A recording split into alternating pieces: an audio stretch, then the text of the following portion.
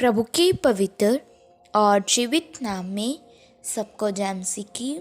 हम प्रभु का धन्यवाद करते हैं कि प्रभु ने एक बार फिर से हमें अपने चरणों में आने का सौभाग्य दिया। आइए आज के वचन मनन के लिए हम प्रभु के वचन में से एक वचन पढ़ेंगे। भजन संहिता 111 का 10 वचन। इस वचन में इस प्रकार लिखा है, बुद्धि का मूल्य यहोवा का भय है। जितने उसकी आज्ञाओं को मानते हैं उनकी बुद्धि अच्छी होती है।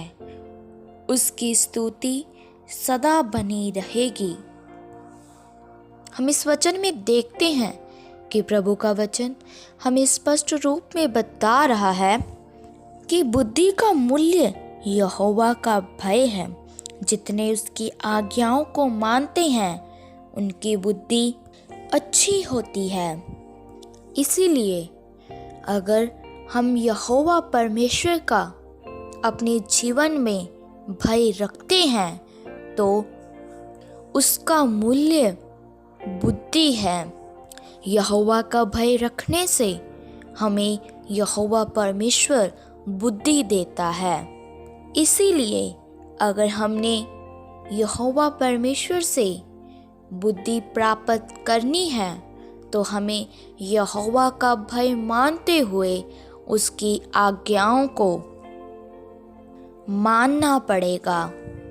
हमें उसकी आज्ञाओं को मानकर उसे पूरा करना होगा, तो ही यहोवा परमेश्वर हमें इस संसार में बुद्धिमान बनाएगा।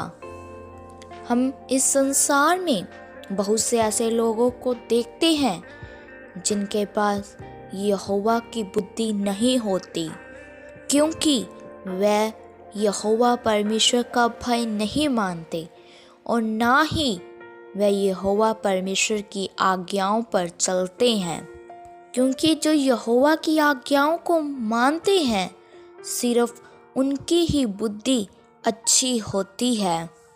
इसीलिए इस संसार में रहते हुए हमारे जीवन में यहोवा का भय होना बहुत ही ज़रूरी है और इसकी आज्ञाओं पर चलना भी एक विश्वासी के लिए बहुत ही ज़रूरी है।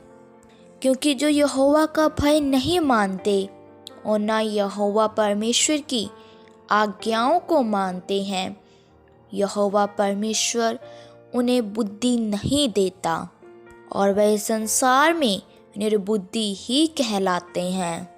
इसीलिए इस पवित्र वचन को समझने के लिए भी बुद्धि हमें परमेश्वर ही देता है। ये वचन जो परमेश्वर की आवाज़ है, जो परमेश्वर का पवित्र बाइबल है, वह हर एक को समझ में नहीं आता। वह सिर्फ उन्हें ही समझ में आता है जो यहोवा का भय मानते हैं और जो उसकी आज्ञाओं पर चलते हैं, और उन लोगों को ही यहोवा परमेश्वर अपनी बुद्धि देता है ताकि वह इस वचन के गहरे भेदों को समझ सके। इसीलिए यहोवा परमेश्वर हमें आत्मिक बुद्धि भी देता है, जिसके द्वारा हम इस वचन को पढ़कर, इस वचन को समझकर आत्मिक उन्नति करते हैं और आत्मा में दिन प्रतिदिन आगे बढ़ते जाते हैं। इसीलिए आत्मा में आगे बढ़ने के लिए हमें इस वचन को पढ़कर उसके अनुसार चलना बहुत ही ज़रूरी है। हमारे जीवन में यहोवा का भय होना बुद्धि का मूल्य है। तो अगर इस संसार में रहते हुए हम सब काम यहोवा के भय से और उसकी आज्ञाओं के अनुसार करेंगे तो वह अवश्य ही संपूर्ण सफलता के साथ होंगे। इसीलिए अगर हमने अपने सब कार्यों को और अपने सब कामों में सफलता को ग्रहण करना है तो हमारे अंदर यहोवा परमेश्वर का भय होना बहुत ही ज़रूरी है, क्योंकि उसकी बुद्धि ही हमें सब काम करने के लिए मददगार है। उसकी बुद्धि ही हमें सब काम अच्छे से करने के लिए प्रेरित करती है।